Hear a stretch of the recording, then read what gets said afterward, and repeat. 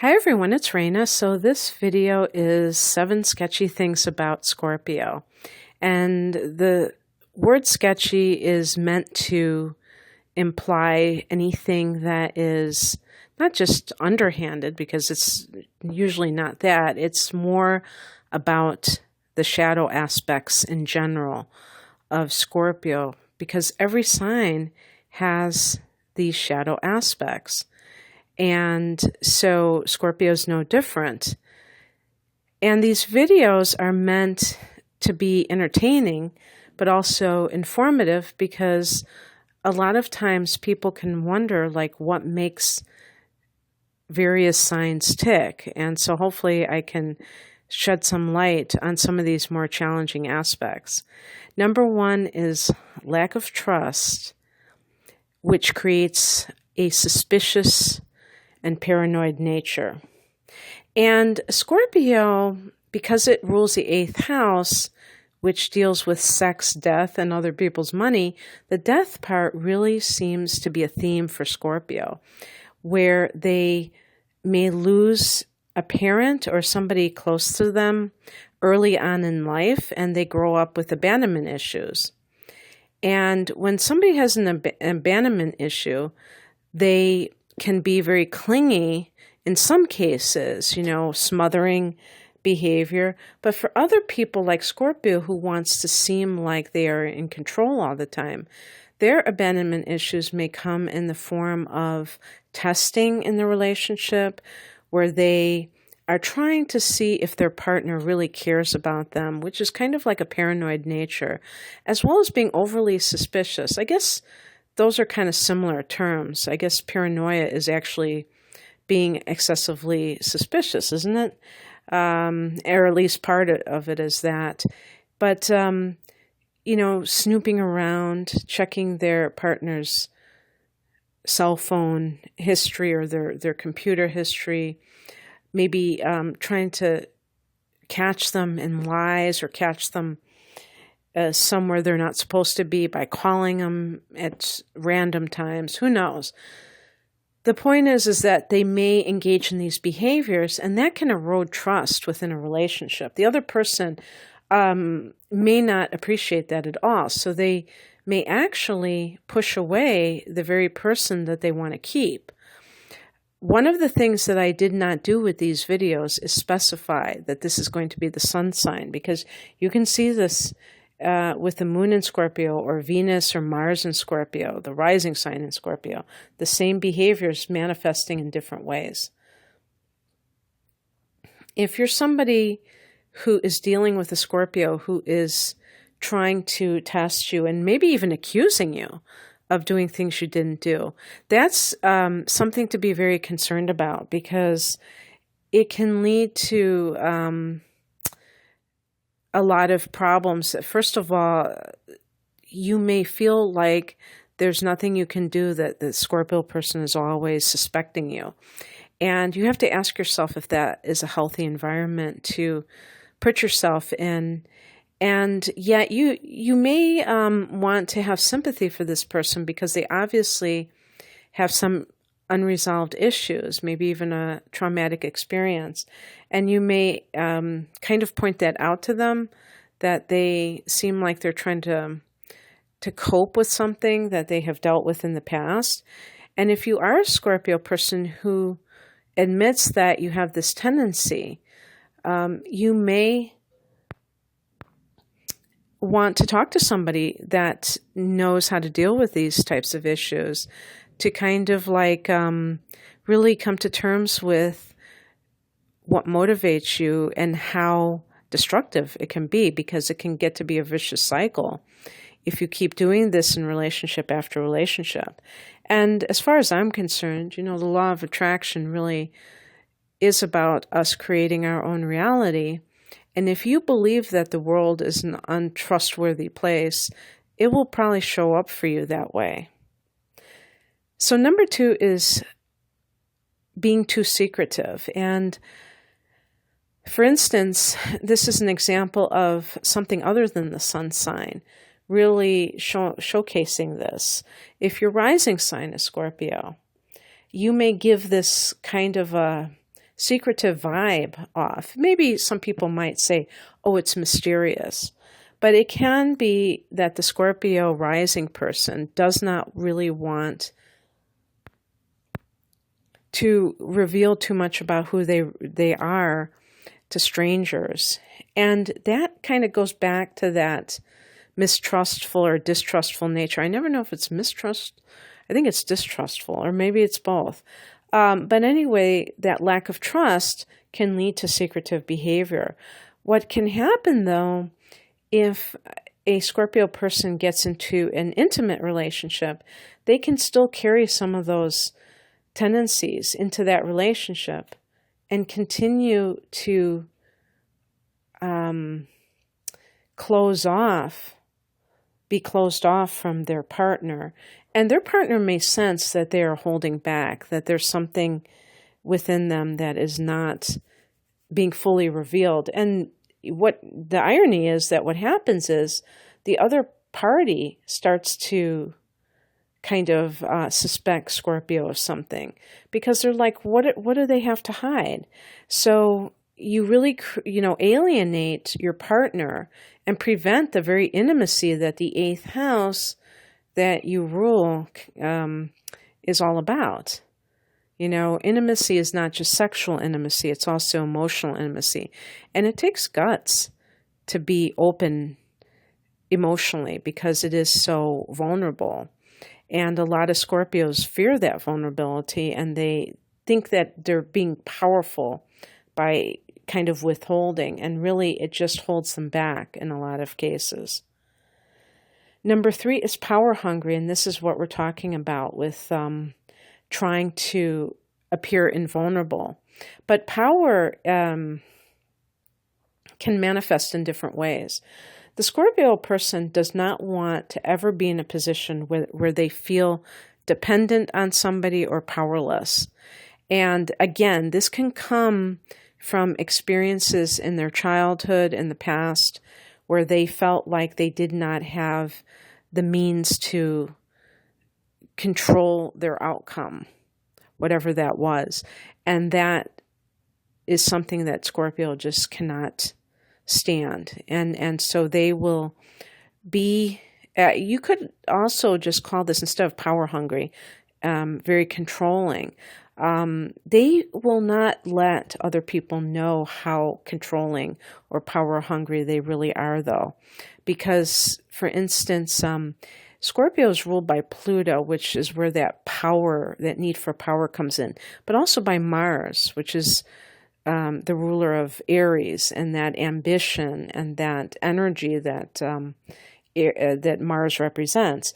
But the Scorpio person is not like Aries in that sense. Aries is more of an open book, and if they want to be in a position of authority, have power, they will be very transparent about that. And Scorpio will try to act like it doesn't matter, but they will go about things in stealthy ways. And one of them is manipulation in relationships, because all water signs are very intuitive naturally, but they can read people's energy very well because of this, and they have an innate understanding of human psychology. And actually, Scorpio is probably the best at this, because the 8th house that they rule deals with psychology. So it's very easy for a Scorpio person to get into somebody's head and to really know what makes them tick, and to use that against the person in order for the Scorpio person to feel more powerful. What you have to realize if you're dealing with a Scorpio and they start to ask a bunch of questions, they are the classic example of a sign that they may grill you, interrogate you, and then when you try to ask them some questions, you get just crickets. And this is because you're not supposed to ask them anything. They're the ones that are allowed to ask you all the questions.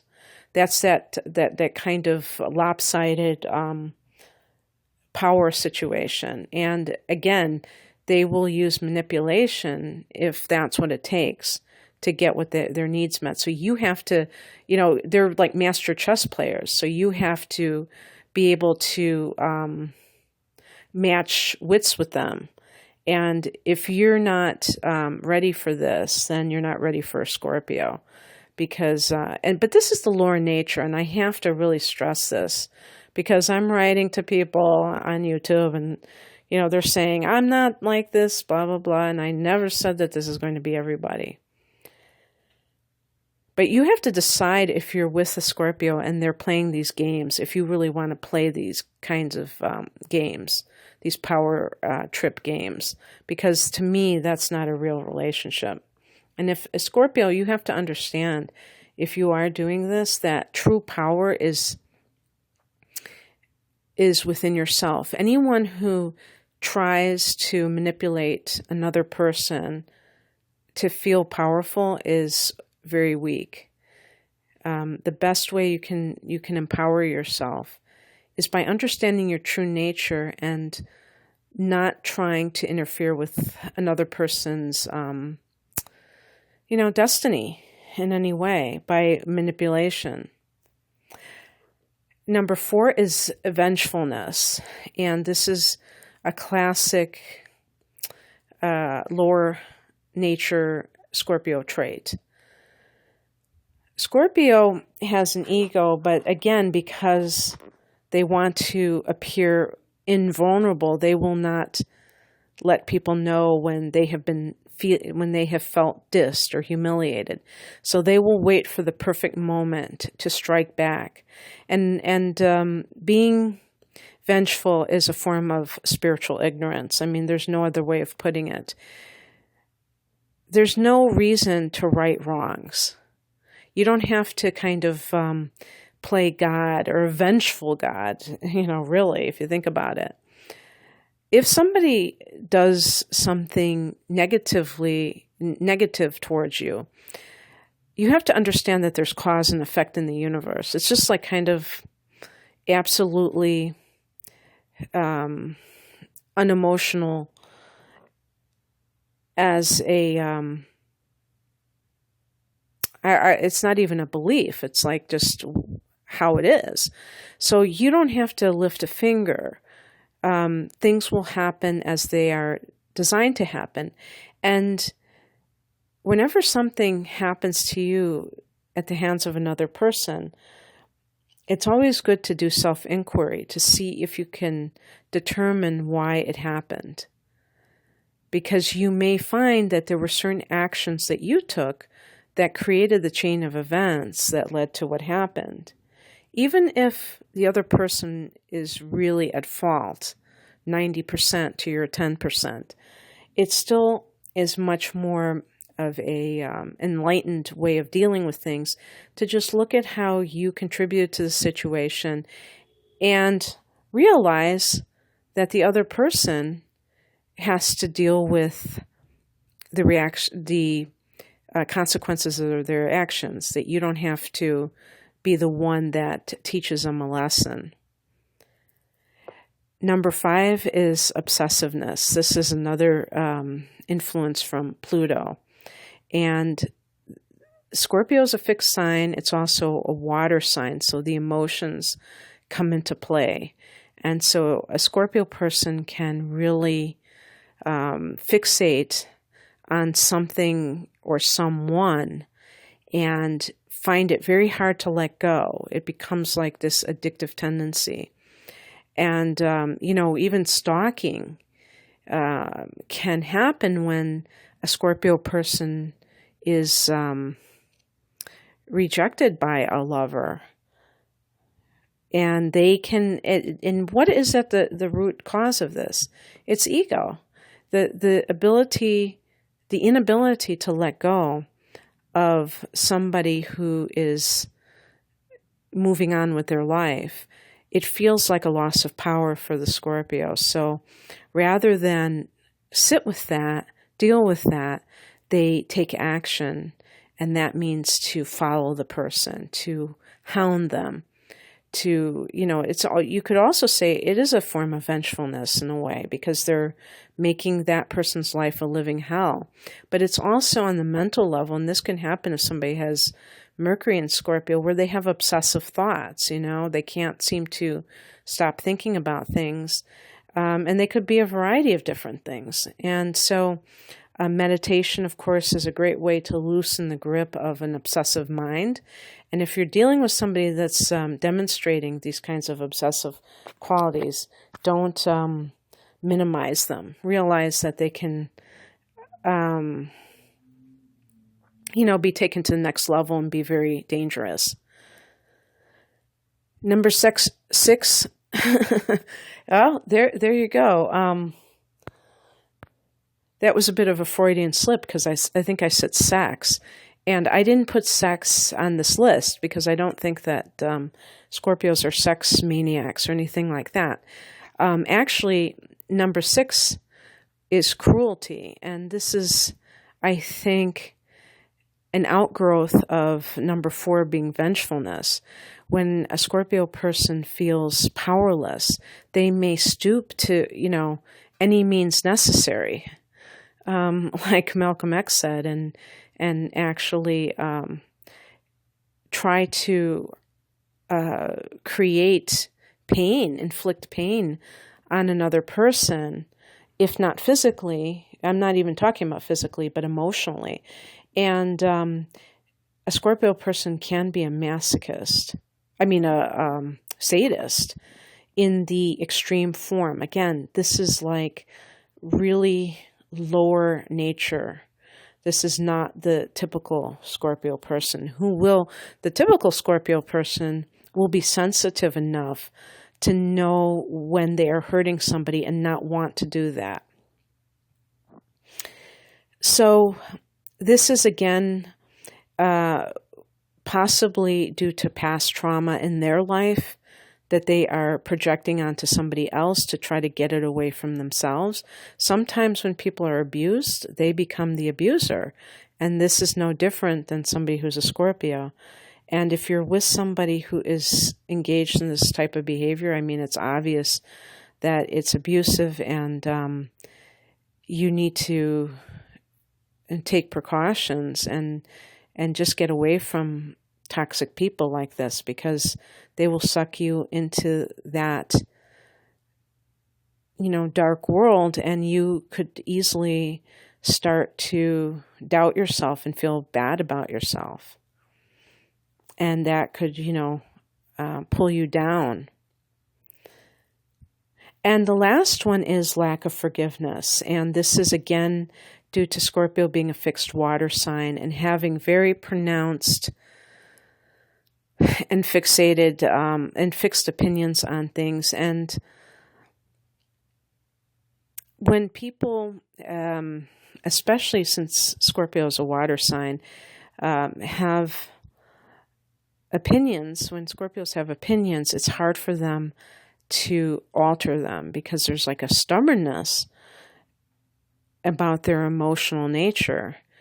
And so that can extend to anything that somebody does against them, that it's hard for them to just soften and actually exhibit forgiveness. And sometimes this is also because they feel powerful by not forgiving somebody. Sometimes that is in the back of a person's head, that if they forgive somebody, they let them off the hook, and then that person is now happy and free. So if they can,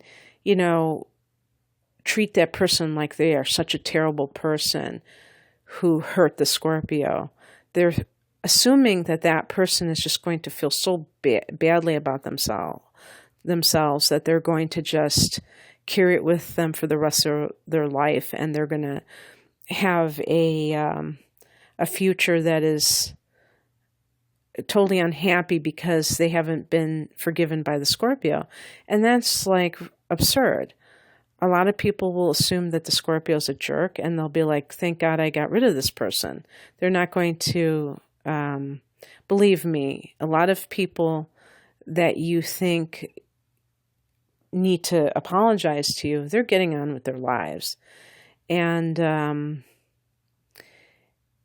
sometimes it can feel like justice wasn't served if somebody did you wrong and there's no sense that anything has been gained, that person has acknowledged that they did something wrong against you. And it's hard to forgive somebody like that who hasn't apologized.